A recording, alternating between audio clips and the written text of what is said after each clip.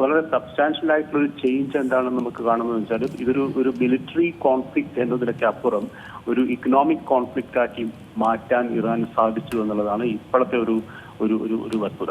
എന്ന് വെച്ചാൽ മിലിറ്ററി കോൺഫ്ലിക്റ്റിൽ തീർച്ചയായിട്ടും അമേരിക്കയ്ക്കും ഇസ്രായേലിനും ഒരു അപ്പർ ഹാൻഡ് ഉണ്ട് എന്നുള്ള ഒരു വസ്തുതയാണ്. പക്ഷേ ഇതിനെ ഒരു ഗ്ലോബൽ സാമ്പത്തിക പ്രതിസന്ധിയിലേക്ക് മാറ്റാൻ സാധിച്ചു കഴിഞ്ഞാൽ ഇറാന് തീർച്ചയായിട്ടും ഈ മേഖലയിൽ ആധിപത്യം സ്ഥാപിക്കാൻ സാധിക്കും. അതിന്റെ ഒരു തെളിവാണ് ഇപ്പോൾ നമ്മൾ കാണുന്നത്. പ്രത്യേകിച്ചും ഹോർമുസ് കടലിടുക്കിൽ ഇസ്രായേൽ കംപ്ലീറ്റ് ഷട്ട് ഡൗൺ ചെയ്യും എന്നാണ് ഇപ്പോഴത്തെ ഒരു വാർത്തകൾ വരുന്നത്. അതിന് എതിരെ അമേരിക്ക ഒരു 48 മണിക്കൂറിനടുത്ത് തുറക്കണമെന്ന് പറയുന്നുണ്ട്. അപ്പൊ അത് തീർച്ചയായിട്ടും ഈ രണ്ട് രാജ്യങ്ങളിലും തീർത്തും വ്യത്യസ്തമായ നിലപാടാണ്. അതുകൊണ്ട് തന്നെ ആ തരത്തിൽ നിലപാടുമായി രണ്ട് രാജ്യങ്ങളും മുന്നോട്ട് പോയെങ്കിൽ ഈ യുദ്ധം കൂടുതൽ കനക്കാനുള്ള സാധ്യത വളരെ കൂടുതലാണ്. ഞാൻ നേരത്തെ സൂചിപ്പിച്ച പോലെ ഈ മിലിറ്ററി കോൺഫ്ലിക്റ്റിലാണെങ്കിൽ അമേരിക്കയ്ക്കും ഇസ്രായേലിനും അപ്പർ ഹാൻഡ് ഉണ്ട് എങ്കിൽ പോലും ഇതൊരു ഒരു സാമ്പത്തിക യുദ്ധമായി തുടരുകയാണെങ്കിൽ തീർച്ചയായിട്ടും ലോകം തന്നെ വലിയൊരു പ്രതിസന്ധിയിലേക്ക് നീങ്ങും. അത് ഇറാനെ സംബന്ധിച്ചിടത്തോളം ഒരു തരത്തിലുള്ള അഡ്വാൻറ്റേജ് പൊസിഷനായി മാറുകയും ചെയ്യും. ഇപ്പൊ തന്നെ നോക്കുകയാണെങ്കിൽ ഓയിലിന്റെ വില സബ്സ്റ്റാൻഷ്യലി കൂടിയിട്ടുണ്ട്. ഇപ്പം നമ്മൾ സാധാരണ ഒരു 60-65 അല്ലെങ്കിൽ 70 നിൽക്കുന്ന പെർ ബാരൽ ഡോളറിൽ നിൽക്കുന്ന ഓയിൽ വില ഇപ്പോൾ 100-120 ഇടയ്ക്ക് ടച്ച് ചെയ്യുന്നുണ്ട്.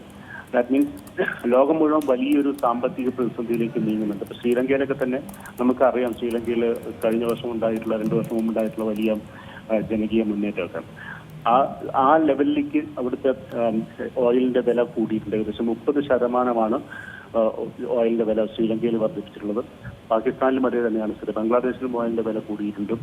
ഇന്ത്യയിൽ ഒരു പക്ഷേ അത്ര പെട്ടെന്ന് കൂടാനുള്ള സാധ്യതയില്ല. കാരണം അതിന് രാഷ്ട്രീയ കാരണങ്ങളുണ്ടാകും. ഇലക്ഷൻസ് നടക്കുന്ന സമയമാണ്. അതുകൊണ്ട് അത്തരത്തിലുള്ള നീക്കം ഇന്ത്യൻ ഗവൺമെന്റിന്റെ ഭാഗത്തുനിന്നുണ്ടാവില്ല. പക്ഷേ തീർച്ചയായിട്ടും ഈ യുദ്ധം മിലിറ്ററി എന്നുള്ളതിൽ നിന്നും സാമ്പത്തിക രംഗത്തേക്ക് യുദ്ധം സ്വിച്ച് ചെയ്യുക എന്നത് ഇറാന്റെ ഒരു സ്ട്രാറ്റജിക് തന്ത്രമാണ്.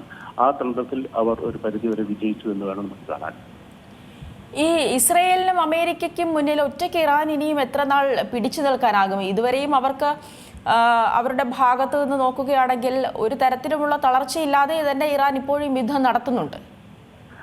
ഞാൻ ആദ്യം പറഞ്ഞതാണ്, അത് മിലിറ്ററി കോൺഫ്ലിക്റ്റ് ആണ്. അമേരിക്കയും ഇറാനുമായി ഒരു മിലിറ്ററി കോൺഫ്ലിക്റ്റ് ആണെങ്കിൽ തീർച്ചയായിട്ടും ഇറാന് ഒരുപാട് പരിമിതികളുണ്ട്. കാരണം ഇറാന്റെ കയ്യിൽ എയർഫോഴ്സ് ഇല്ല. അവർക്ക് കയ്യിലുള്ളത് മിസൈൽസും ഡ്രോൺസുമാണ്. അത് തന്നെ ഒരു പരിധി കഴിഞ്ഞാൽ ഇല്ലാതാവും.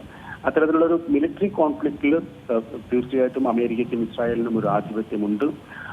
അത് തുടരുകയും ചെയ്യും. പക്ഷേ ഈ മിലിറ്ററി കോൺഫ്ലിക്റ്റ് എന്നതിൽ നിന്നും അതിനെ ഒരു സാമ്പത്തിക യുദ്ധമാക്കി മാറ്റാൻ സാധിച്ചു കഴിഞ്ഞാൽ, പ്രത്യേകിച്ചും ഈ ഹോർമുസ് കടലിടുക്ക് പൂർണ്ണമായും അടയ്ക്കുക, അങ്ങനെയൊക്കെ ചെയ്യുന്ന ഒരു നീക്കം ഇറാന്റെ ഭാഗത്ത്, അതേപോലെ ഈ എനർജി ഇൻസ്റ്റലേഷൻസ്, പ്രത്യേകിച്ചും മിഡിൽ ഈസ്റ്റിലെ ഗൾഫ് മേഖലയിലെ ഊർജ ഇൻസ്റ്റലേഷൻസിന് എതിരെ ആക്രമണങ്ങൾ നടക്കുകയാണെങ്കിൽ തീർച്ചയായും ഈ യുദ്ധം ഒരു മിലിറ്ററി യുദ്ധത്തിൽ നിന്നും മാറി ഒരു സാമ്പത്തിക യുദ്ധത്തിലേക്ക് മാറുകയും അത്തരത്തിലുള്ള ഘട്ടത്തിൽ ഇറാന് വലിയ രീതിയിൽ ലോകത്തെ സാമ്പത്തിക ക്രമത്തെ നിയന്ത്രിക്കാൻ സാധിക്കും. ഇത് തന്നെയാണ് ഇറാൻ മുൻപും ചെയ്തിരുന്നത്. അതായത് ഇപ്പം ഇറാന്റെ പ്രോക്സികളായിട്ടുള്ള ഹൂതികളെ ഉപയോഗിച്ചാണ് ഈ ചെങ്കടലിൽ കപ്പൽ യാത്രകളൊക്കെ നിയന്ത്രിച്ചിട്ടുണ്ടായിരുന്നത്.